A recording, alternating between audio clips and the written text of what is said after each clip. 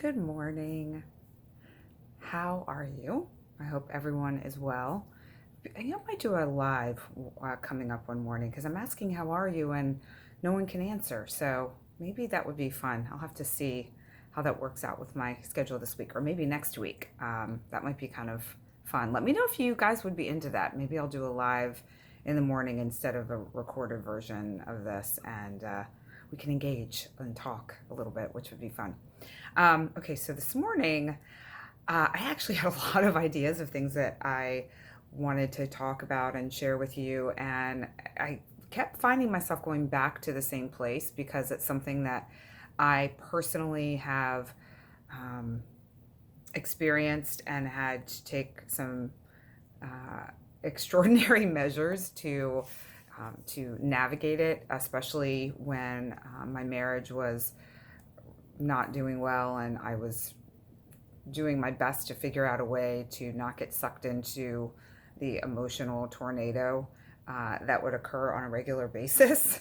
And I posted something about that this morning too, and maybe that's why it was kind of in my conscious or subconscious mind this morning. But one thing I noticed a few years ago, and I still do it now, but not to the same degree, is whenever I am engaged with someone and they say or do something that activates something in me, that I feel this like ping of, oh, or I feel like a gut punch, or it hurts my heart, or there's some sort of physical response or reaction somewhere in my body. I recognize that that's a wound that needs to be healed. I tell my clients a lot, relationships are your mirrors. So if someone is upsetting you or you have some sort of reaction to something they're saying or doing, it's really less about them and more about you, what's happening within you. In the moment though, it's really difficult oftentimes to understand that and to really lean into that. It's much easier to say, this person said X and that hurt my feelings, or that person said they were going to call and they didn't, and that's really rude. And we take everything very personally. We take it on as some sort of affront to us, and it creates this like pain within us. And then the subsequent stories that we create in our minds around the event, and then our reaction to it. So instead of response, there's a big difference between reacting to something or responding. I have in the past been very, very guilty of reacting versus responding.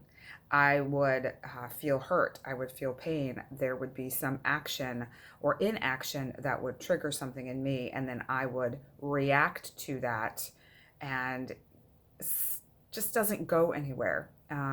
Especially within a relationship when you've already got some interesting dynamics going on potentially, and it didn't work. And so then I would take a step back and I would take a minute to breathe. I would really look deeply into what's happening within me. And this is something that does take a little bit of time, but once you get on the roll, you do it more, you practice it more, it really becomes easier. And you're able to just take that breath, tune in and say, what is this about? And be able to respond.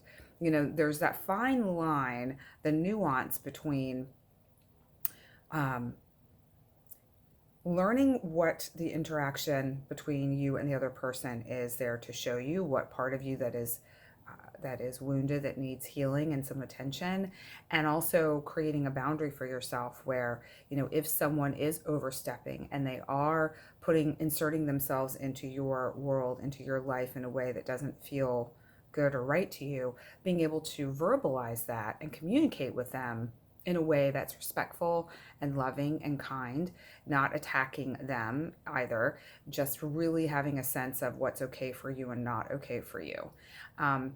It's a huge, huge relief to be able to do that, to be able to have an interaction with someone, something that can upset you greatly, and allow the feeling to be there, understand where it's coming from, and be able to communicate with the other person in a way that doesn't become adversarial, that doesn't turn into a huge explosive argument or create more of a conflict than is really necessary to get past that, to move beyond that.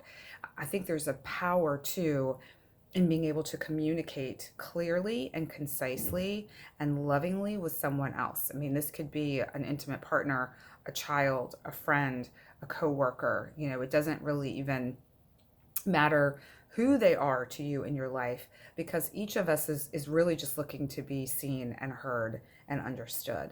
And with that comes a level of respect and trust within the relationship. And it can really be a great foundation for moving forward. Yeah, so I actually had a book here. I was going to share some things from that, but I think I'll save that for another day. So yeah, it really does make a difference, and I encourage you to try it. The next time someone says or does something that really kind of gets you, and you are, you know, going towards that immediate response, that knee-jerk response, or reaction rather, that knee-jerk reaction, instead of taking a second, tuning in and responding from, you know, a place of peace within yourself and honoring yourself and the other person in the process. All right, that is it for today. I will see you here tomorrow. Remember, we learn from one another. So let me know what you think about this, and let me know what you think about doing a live. Maybe I will do one the end of the week or early next week if there is interest and people are able to hop on in the morning. Okay, I will sign off. Bye for now.